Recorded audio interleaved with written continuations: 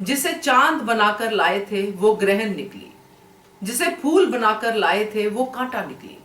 जाते जाते भी आध्या अनुज अनुपमा को वो जख्म देके गई जो नासूर बन गया। नमस्कार दोस्तों, स्वागत है आपका आपके अपने चैनल हंग्री स्पिरिट्स में। हंग्री स्पिरिट्स देख रहे सारे दर्शकों का मैं अंजू शर्मा दिल से स्वागत करती हूँ। हैशटैग मान का चांद ग्रहण बना, फूल कांटा बना, और आज मान किस स्थिति में है ये हम देख पा रहे हैं। इतना प्यार, इतना प्यार, इतना प्यार, मगर प्यार के बीच में कौन आ गया? चाह के, ना चाह के, हालातों की वजह से, कोई भी वजह हो, मगर ये एडॉप्शन महंगी पड़ गई मान को।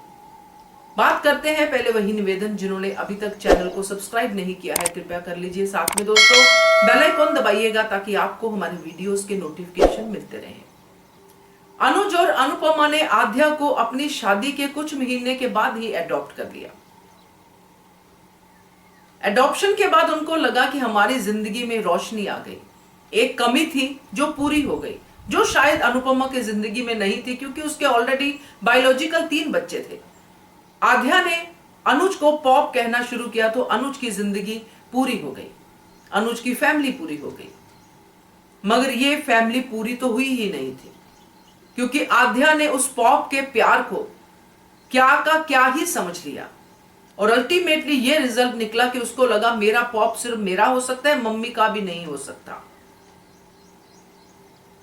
आज आध्या उसी स्टेज पे खड़ी है। आज आध्या का फोन कॉल उसी बात को कहता है, और जाते जाते भी उसने उसी समय फोन किया कि मैं फोन करूंगी तो मेरे पॉप को क्या असर होगा, और मैं इनकी जिंदगी में से जाऊंगी और इनको ये घाव देके जाऊंगी कि आपकी वजह से मेरी जिंदगी बर्बाद हुई। यही कहना चाह रही थी ना आध्या। अगर देविका की बातों का सच में असर होता तो आध्या ये सोचती कि इस समय मुझे पॉप को फोन नहीं करना है, अगर जाना है तो मैं चुपचाप ही चली जाती हूं, क्योंकि एक्चुअली फोन पटक के वो गई है तो चुपचाप ही जाने वाली बात थी। मगर नहीं, क्योंकि उसको पीछे से इनको कुछ देखना ही नहीं है, उसको ताना मार के ही जाना है कि मैं आपके रास्ते का कांटा थी तो मैं जा रही हूं, आप अपनी प्रेम लीला को एंजॉय कीजिए। यही मतलब निकलता है इस सीन का। क्योंकि अगर वाकई अपने मां बाप को हैप्पी एंडिंग देना चाहती तो वहीं पे रहती, उनके साथ रहती, उनसे माफी मांगती। मगर आध्या ने यह कह के अपने आप को कांटा ही साबित किया, ग्रहण ही साबित किया कि मैं नहीं रह सकती अनुपमा जोशी के साथ। तो आध्या ने तो अपना जो कहना था वो कह दिया, मगर यहां पे अनुज अनुपमा पे बिल्कुल दोस्तों तरस आता है। क्योंकि जब इन्होंने आध्या को अडॉप्ट किया तो उन्होंने सोचा भी नहीं होगा कि हमारी जिंदगी की ये सबसे बड़ी खुशी हमारी ही जिंदगी का सबसे बड़ा दुख बन जाएगी। क्योंकि अनुज जो आज सोच रहा है, जिस स्टेज पे आज है, एक दिन पहले मंदिर में अनुपमा भी इसी स्टेज पे थी।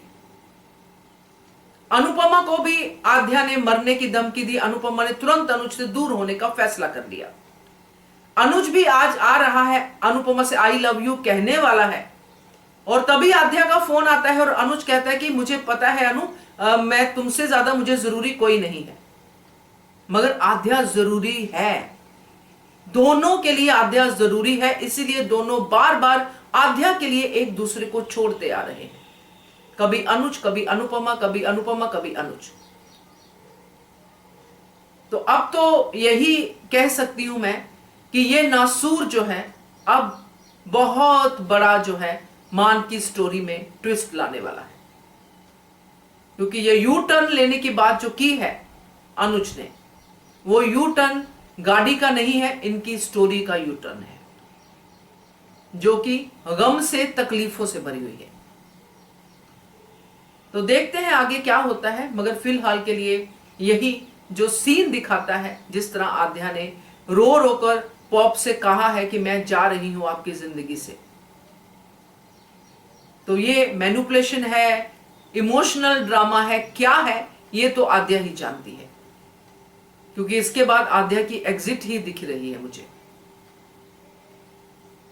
देखते हैं, क्योंकि अनुज की जिंदगी से अगर आद्या भी गुमनाम हो जाएगी, अनुपमा भी मर जाएगी, तो अनुज का पागल होना तो तय ही है, क्योंकि दोनों को प्यार किया, बहुत प्यार किया, मगर दोनों की तरफ से उसको ये वाली खबर मिली। एक जिंदा छोड़ के चलेगी, दूसरी का पता ही नहीं है कि जिंदा भी है या नहीं। तो क्या कहते हो आप इस ग्रहण के बारे में? कमेंट कीजिएगा। देखते रहिए channel hungry spirits. Thank you so much. Subscribe to our channel by clicking the subscribe button. Click the bell button and enjoy the latest uploads from our channel.